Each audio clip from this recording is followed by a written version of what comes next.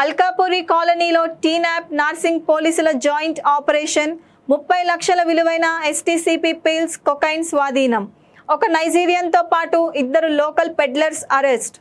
మణికొండలో ఓ luxury flat అడ్డాగా దాని మీద రైడ్ చేసి వాళ్ళని అదుపులో తీసుకొని వీటిని సీజ్ చేయడం జరిగింది.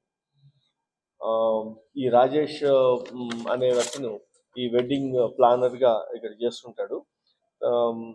తర్వాత ఈ రాజమండ్రికి చెందిన వీర్రాజు అనేవాడు రియల్ ఎస్టేట్ చేస్తుంటాడు. ఈ ఓయంక ఎవరైతే నైజీరియన్ ఉన్నాడో అతను అసలు ఫస్ట్ మన ఇండియాలోకి ఎంటర్ అవటమే ఒక ఫేక్ పాస్పోర్ట్ మీద, సుడానీస్ పాస్పోర్ట్ మీద 2022లో ఇండియాకి ఎంటర్ అవుతాడు స్టూడెంట్ వీసా మీద. దాని మీద అతన్ని అప్పట్లో దాన్ని కూడా సీజ్ చేయడం జరిగింది. తర్వాత గోవా వెళ్ళిన తర్వాత ఈ డ్రగ్ వాళ్ళతో కాంటాక్ట్లోకి వచ్చి ఇంకొక నైజీరియన్ పాస్పోర్ట్ కూడా తీసుకోవడం జరిగింది. తర్వాత 23లో తీసుకొని 24లో వెనక్కి వెళ్ళిపోయి యాక్చువల్గా అతని పేరు మీద ఒరిజినల్ ఒక పాస్పోర్ట్ తీసుకొని చుక్వు మేకా విజ్డమ్ ఒనేకా ఇతను ఒరిజినల్ పేరు, ఆ ఒరిజినల్ పేరు మీద ఒక పాస్పోర్ట్ తీసుకొని 24లో ఇక్కడికి ఎంటర్ అవుతాడు. గోవా నుంచి ఈ డ్రగ్ బిజినెస్ స్టార్ట్ చేసి నడుపుతా ఉన్నాడు.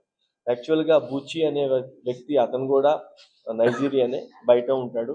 ఈ డ్రగ్ పెడలింగ్ చేయిస్తూ ఉంటాడు ఇటువంటి వాళ్ళందరితో. బేసికల్గా స్టూడెంట్ వీసా అని లేకపోతే ఇంకొక ఈ నైజీరియన్స్ కొంతమందిని అట్రాక్ట్ చేసి వాళ్ళ ద్వారా ఈ ఏరియాలోకి మన గోవాకి ఫస్ట్, గోవా నుంచి ఇతర ప్రాంతాల వారికి ఈ డ్రగ్స్ని సప్లై చేయడం జరుగుతూ ఉంది.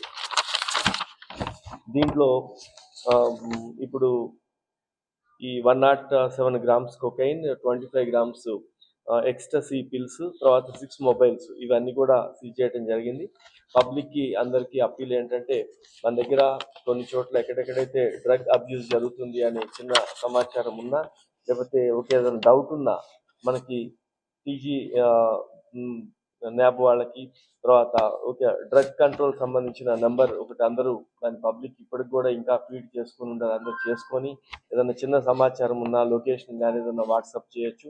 8712671111 8712671111 నెంబర్కి మీరు ఇన్ఫర్మేషన్ ఇవ్వచ్చు. అలానే 1908కి కాల్ చేసినా కూడా ప్రజలకి, సొసైటీకి హెల్ప్ చేసిన వాళ్ళు అవుతారు. దయచేసి అందరూ కూడా పబ్లిక్ అవేర్నెస్తో ఉంటూ ఈ ఇన్ఫర్మేషన్ని షేర్ చేస్తే మనం డ్రగ్ ఫ్రీ తెలంగాణకి సాధించడంలో తోడ్పాటు అందించాలని కోరుతున్నాం. Thank you.